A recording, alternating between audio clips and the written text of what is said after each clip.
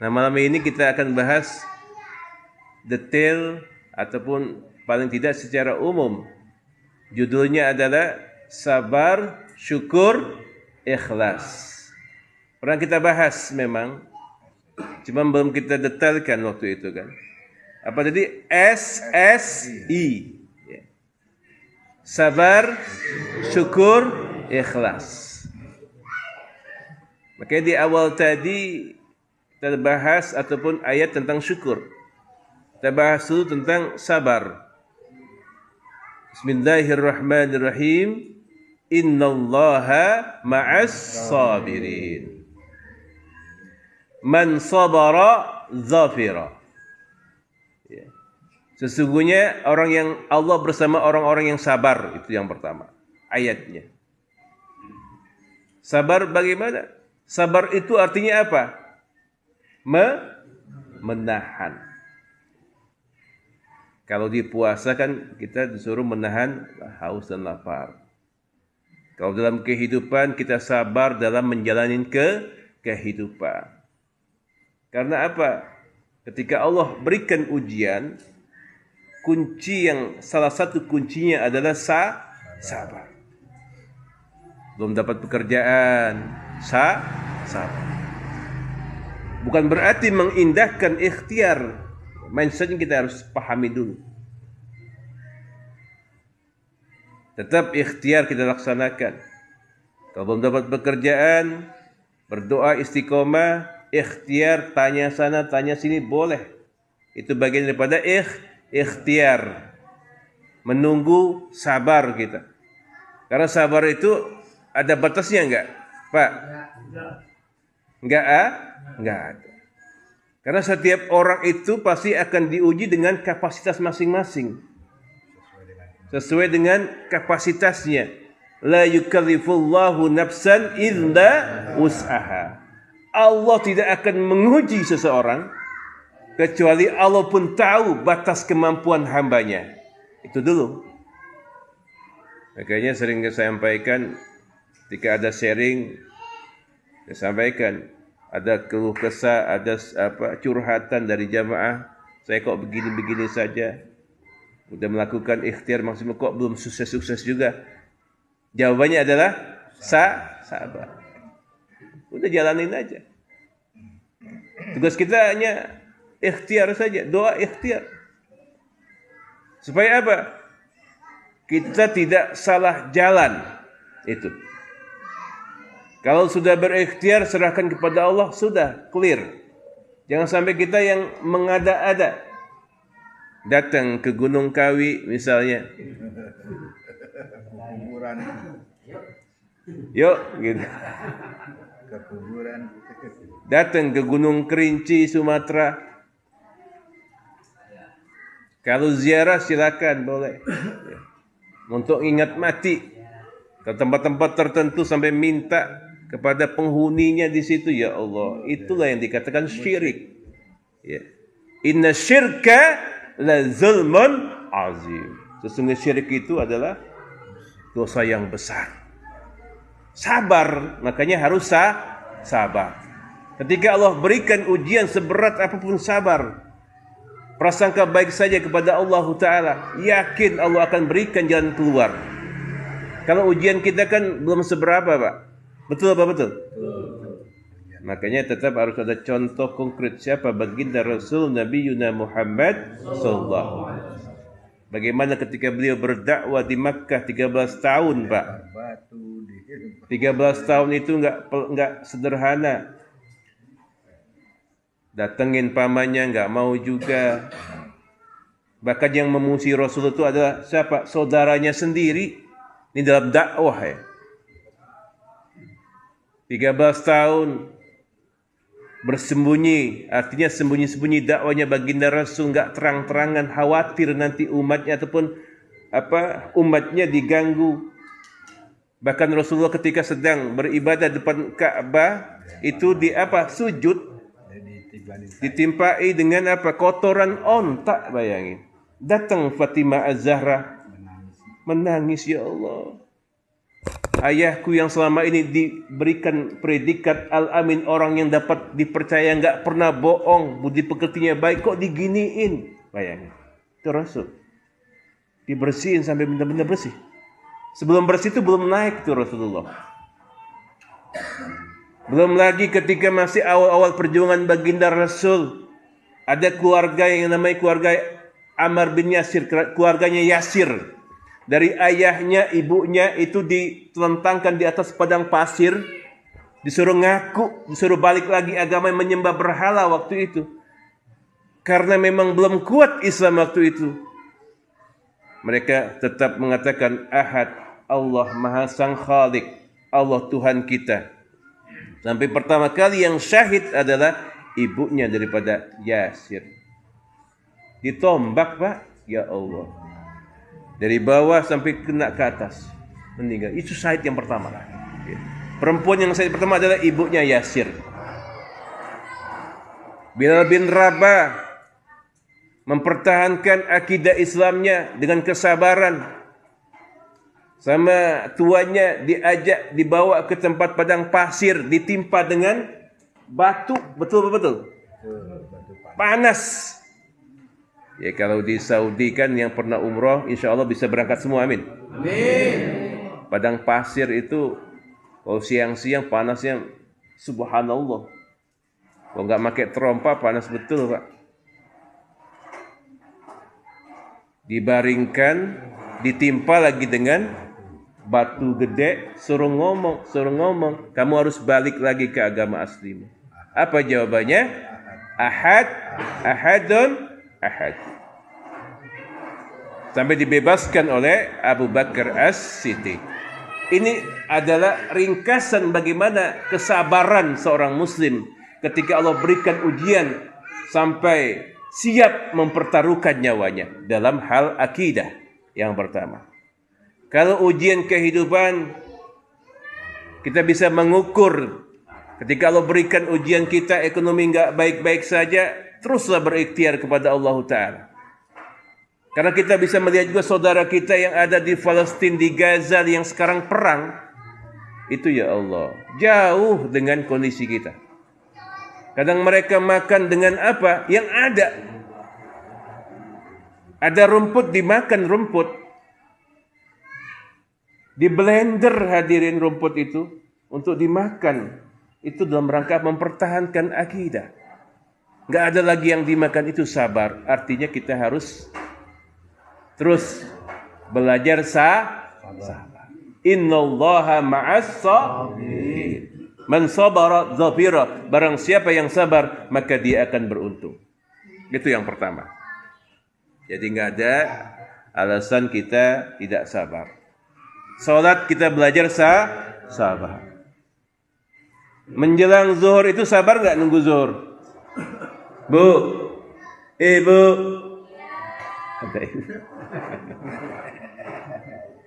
Masak sabar nggak, Bu? Motongin bawang, kemudian motongin cabe, diulek-ulek baru jadi cabe, belum goreng goreng ikannya, bikin sayur. Sabar nggak itu, Bu? Sabar. Kalau nggak sabar mau langsung ke warteg aja, Bu, istilahnya kan. Tapi beda, itu untuk gambaran saja. Masak aja butuh sabar. Biar apa yang diberikan kepada suaminya itu enak. Service excellent. Pelayan yang terbaik untuk suaminya. Pak, hobi apa, Pak? Pisang goreng. Digorengin. Pisang goreng. Memang langsung digoreng kan enggak? Betul. Dikupas dulu. Dibikin ada tepungan adonan baru digoreng. Minyaknya jangan minyak yang sembarangan. Butuh kesabaran. Gasnya habis. Harus ke dapur. Harus ke warung Pak Sugi dulu beli gas. Ya Allah, tanggung bener nih. Belum mateng, mati tatonya kan, habis gasnya. Sabar enggak, Bu? Bu. Ibu. Sabar kan, Bu? Kalau bapak-bapak kan sudah CS, Bu. Itulah sabar. Nunggu sholat kita sabar. Zuhur, asar, maghrib, isya. tidur kita, sholat subuh lagi, ke kantor. Sering saya sampaikan orang-orang yang dari Bogor ya, sahabat-sahabat kita, saudara kita itu sabar betul mereka. Pagi-pagi udah bangun, harus sholat subuh di stasiun. Sabar nggak itu? Empel-empelan sampai Jakarta kota berapa jam itu? Kalau nggak sabar nggak jalan. Maka jadikan sabar sebagai penolong kita. Ya ayyuhalladzina amanu ista'inu bis-sabri was-shalah. Jadikanlah sabar dan salatmu sebagai penolongmu. Masya Allah tabarakallah. Itu yang pertama. S yang pertama. Kopi saya mana ya? Wih. Bapak sih enak kopi. Gantian kopi itu. Sabar.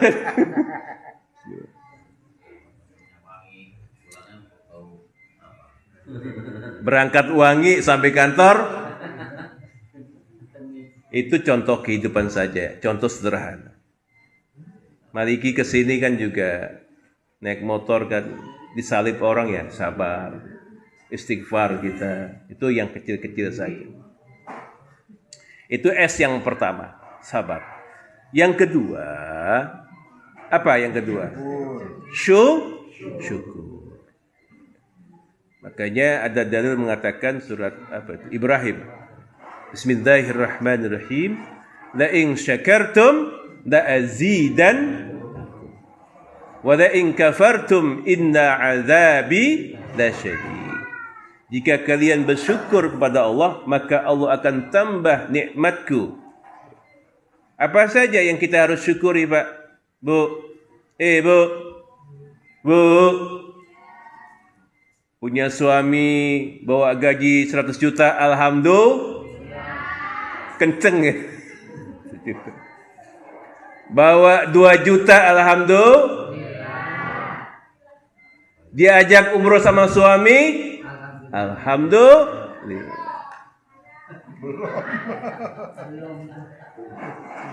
Jadi apapun yang Allah berikan syukuri saja. Karena nikmat itu enggak berbentuk materi saja, Bu.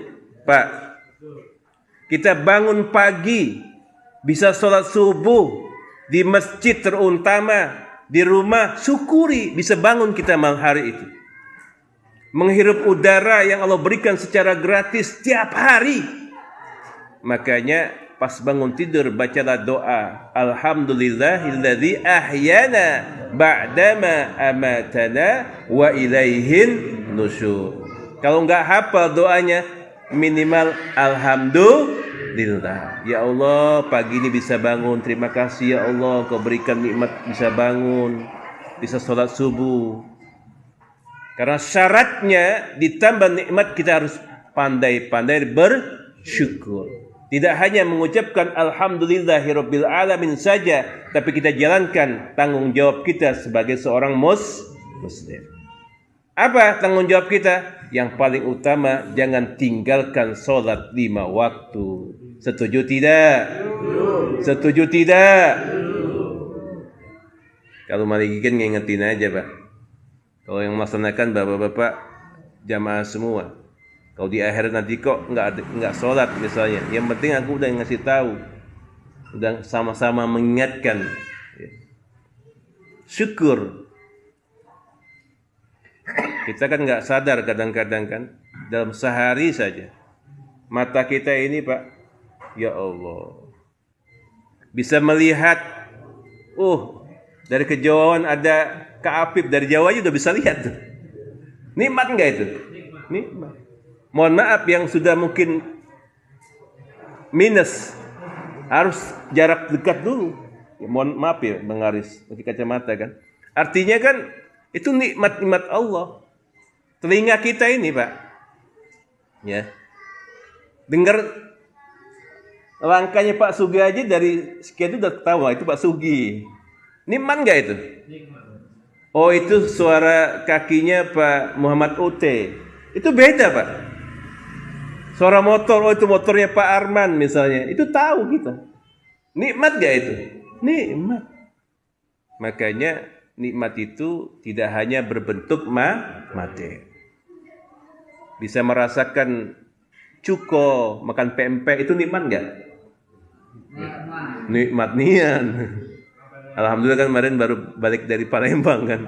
Kalau nggak ngirup cuko itu nggak ini gitu, nggak resep ini Palembang itu kan.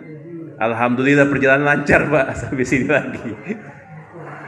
Acara lancar, makan pempek sudah kan. Kita ngopi di pinggir Sungai Musi di Ampera itu kan. Kalau kata Kak Hari, BKB kan, Benteng Kuto Besar kalau di sana itu. Menikmati suasana malam di sana, alhamdulillah itu nikmat juga. Lalu kalau bapak-bapak ke pulau kemana, itu semua nikmat Allah. Harus banyak bersyukur. Ketika Allah berikan ujian, syaratnya kita sabar. Ketika Allah berikan nikmat sekecil apapun, kita wajib bersyukur. Itu saja. Makanya sabar syukur. Barulah yang terakhir ikhlas. Nah, ini yang nggak gampang. Apapun kehendak Allah kita harus ikhlas. Kadang-kadang kita punya rencana sudah terencana bagus benar. Pokoknya proyek ini sudah 99% goal. Sudah tanda tangan segala macam. Qadarullah enggak jadi, gagal. Perlu ikhlas enggak kita? Harus ikhlas. Mungkin Allah Maha tahu kalau kita dapetin kita terjadi sesuatu yang enggak kita inginkan nantinya. Makanya harus kita ikhlaskan. Jadi enggak semua yang menurut kita baik itu baik menurut Allah. Nah, ini mindset. Tapi ketika baik bagi Allah, tentunya akan baik bagi hambanya. Harus ikhlas. Inilah terkait tentang rukun iman. Takdir baik, takdir buruk. Makanya kalau kita jalan Pak, kenapa sering saya sampaikan keluar rumah itu baca doa. Bismillahirrahmanirrahim. 'Alallah la haula wa la quwwata illa billahil aliyyil azim. Di perjalanan lagi kita mau ketemu orang, sudah janjian ternyata nggak datang orangnya. Itu kalau kita ngerundel, ya kita nggak ikhlas berarti. Boleh kita mengingatkan klien kita, kok kamu nggak tepat waktu, boleh. Bersikap namanya, boleh. Tapi ikhlaskan semua. Itulah takdir Allah. Kadang kita mau jalan ke kiri, ke kanan, nggak taunya kita ke kiri dulu. Betul nggak Pak? Kak Albert. Halo. Kak Albert kan di Sentul ya. Tapi mau ke Babakan Madang itu kan ada 2 jalur. Betul nggak Kak Albert? Bisa lewat Citerap, bisa lewat lapangan apa itu? Lapangan apa yang sini? Pekansari, bisa kan lewat situ kan? Rencananya mau ke Pekansari nggak tahu lewat Citerap. Itulah takdir namanya. Sering nggak kita ngalamin kayak gitu? Mau ke Depok, nggak taunya dia ke Citayam dulu. Itulah takdir. Maka ikhlaskan semua yang terjadi dalam hidup kita, apapun itu ikhlaskan karena Allah Ta'ala. Supaya apa? Hidup kita tenang. Ilmu tenang mahal Pak. Seberat apapun ujian yang Allah berikan kepada kita, keadaan ekonomi kita tidak baik-baik saja, kemudian kita dalam keadaan mungkin tidak kurang sehat badan kita, itu kuncinya satu Pak, tenang. Makanya SSI, sabar, syukur, ikhlas. Sabar dapat ujian dari Allah Ta'ala, seberat apapun sabar saja. Nikmat sekecil apapun kita syukuri. Apapun yang terjadi kita ikhlaskan. Kalau Dean sudah ada pilihan terus nggak jadi, ikhlasin aja Bang. Insya Allah Allah berikan yang terbaik nanti. Doakan beliau ya dapat jodoh yang soleha. Amin. SSI. Insya Allah. Serius amat ya. Ini kajian serius memang. Tapi sampai santai aja minum. Kembali. Kemudian wala in kafartum inna azabi lasyadid. Ini yang jarang kita bahas. Jika kalian kufur akan nikmatku, ingat azabku sangat pedih. Allah berikan ujian di dunia, Pak. Allah juga bisa berikan kafarat itu di dunia juga. Kalau kita nggak bersyukur kepada Allah Ta'ala. Apa saja? Susah betul nyari proyek misalnya. Usaha kok udah kita jalankan, udah ikhtiar maksimal kok nggak dapat juga. Itu ujian kita. Kalau yang bekerja kok nggak naik gajinya, minta sama Allah. Biar gajinya naik ya. Kak Albert. Minta sama Allah dulu Kak Albert. Lalu nanti disampaikan proposalnya kan. Ini contoh-contoh saja. Boleh.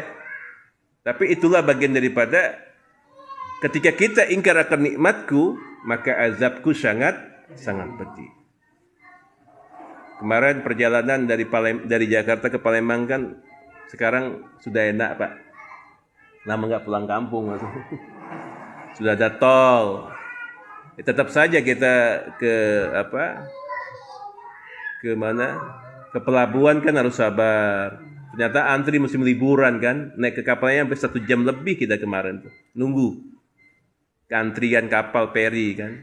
Di kapalnya nunggu lagi 2 jam sampai 2 jaman lah kalau sekarang. Baru sampai Bakauheni. Sampai Palembang itu ya kita ke area segala macam ya. Hampir 10 jam, 12 jam juga tetap kan. Nah itu kalau nggak sabar ya akan gerundel kita. Makanya sabar itu di mana saja, kapan saja, yakinlah ketika kita ajak Allah dimanapun berada, artinya niat kita ibadah, sabar dan seterusnya, maka innallaha ma'as-sabirin. Sesungguhnya Allah bersama orang-orang yang sabar. Kalau di rumah, datang ke rumah istri lupa bikinin kopi Bang Tommy, sabar. Istri segala macam sabar. Pokoknya itulah. Itulah ke bawah Palembang. Sabar, syukur, ikhlas. Insyaallah kalau 3 ini bisa kita amalkan, maka kehidupan kita yakin selamat fid dunya wal akhirah. Amin ya rabbal. Saya rasa cukup. Masih ini. Kita tidak ada tanya jawab dulu malam hari ini. Insyaallah